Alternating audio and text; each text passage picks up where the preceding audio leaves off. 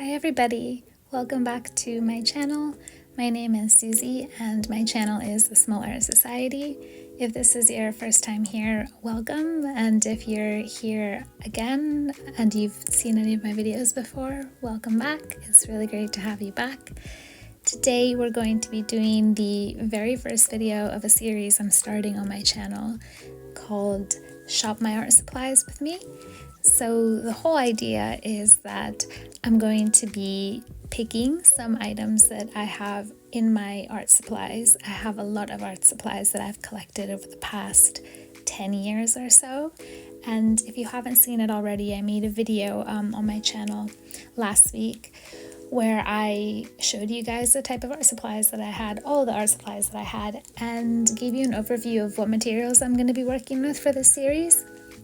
So for today's episode, I've selected my Caran d'Ache Neocolor 2s and some watercolor pencils, along with a sketchbook that has a very long landscape format. Today I'm going to be drawing some strawberries with these, and it's my first time playing around with watercolor pencils in a very long time. Probably a few years was the last time that I used watercolor pencils.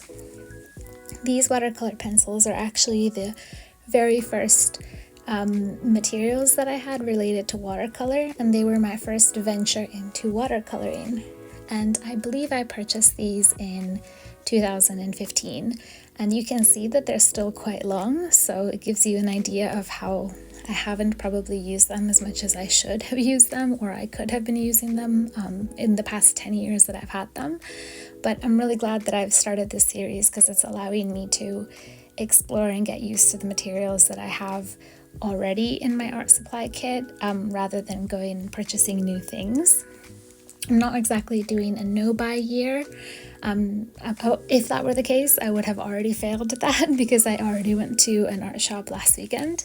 But I'm trying to just make sure that I'm using the art supplies that I already have, and also pushing myself to explore different materials. So like I said, I haven't used these watercolor pencils in years, and the one thing that I noticed was that I didn't really know how to use them best as I was doing this. I did the best that I could with them, but I wasn't sure if I was blending the colors properly or if I was using them in the way that they were intended to be used.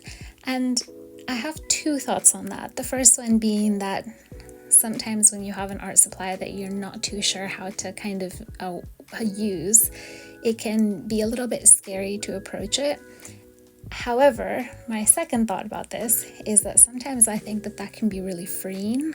I think that sometimes when we're taught specifically how to use a material, it can sometimes limit our kind of imagination and how we use them. So I was a little bit nervous going into this painting today because I wasn't sure what I was going to do. I wasn't too sure how I was going to combine the materials.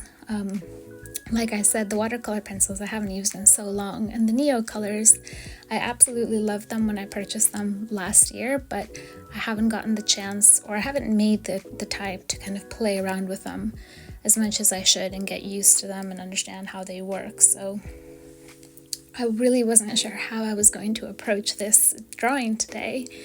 But like I said, in some ways I found that a little bit liberating because it meant that I wasn't holding on to any kind of preconceived ideas about how I should be using these materials. And rather, I was kind of letting myself just explore and play with them and see if I could use them in a way that felt intuitive.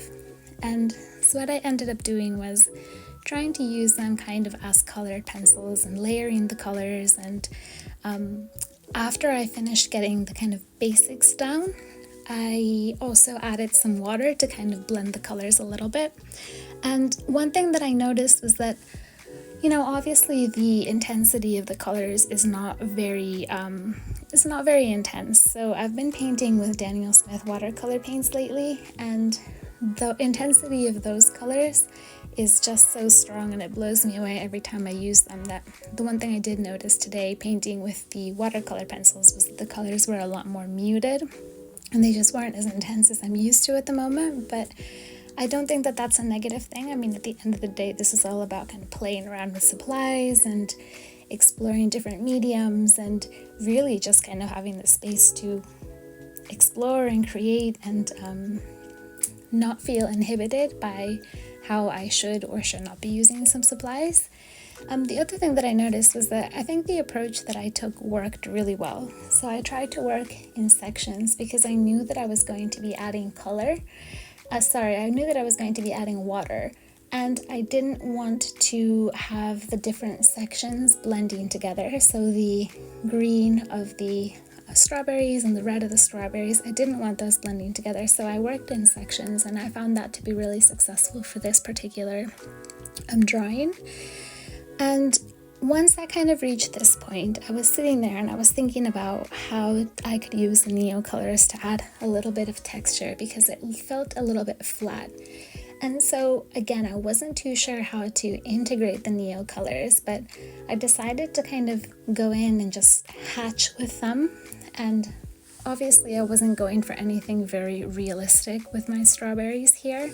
I just wanted to kind of give the illusion of strawberries, which, you know, obviously we can tell they're strawberries. So in that sense, it's very successful. And I wanted the Neo colors to bring maybe a bit more of a kind of a playful tone to the drawing. So I just used them to kind of hatch some kind of deeper texture to the drawing, to the painting. And I really enjoyed doing that. I actually thought that was a really cool way of bringing something different to the painting. Now, one of the things that I did do in this painting, I wasn't sure whether it would be more interesting to leave the Neo colors as it was, as kind of a colored, as kind of like a crayon, or to activate some of the water soluble medium of the Neo Color 2s. And I decided to just go ahead and try to activate it and see what happened. And again, I wasn't sure how to approach that, but I decided just to kind of use my brush and just smear down and see how that worked. And I actually really, really liked how that turned out. I think in the first strawberry that I did that for, which is the bottom left strawberry, I think it maybe got a little bit too wet, and I think it maybe got a little bit too muddy.